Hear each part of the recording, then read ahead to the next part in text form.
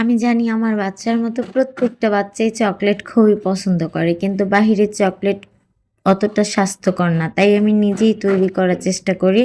তো এখানে গাওয়া ঘি আছে, বাসায় তৈরি করা ঘি, খেজুর, 3 পদের বাদাম, কাজু বাদাম, কাঠবাদাম, পেস্তা বাদাম, কিশমিশি আর গুঁড়া দুধ।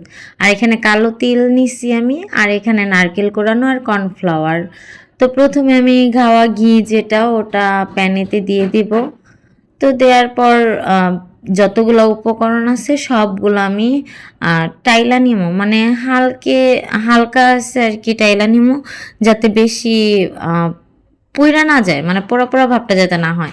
তো আমি আমার বাচ্চারে চিনি খুবই কম দিই, তাই গুড় নিলাম, মানে মিঠাই যেটাকে বলে মুরসি মিঠাই, ওটা নিয়ে এই যে আঠালো একটা ভাব হয়েছে।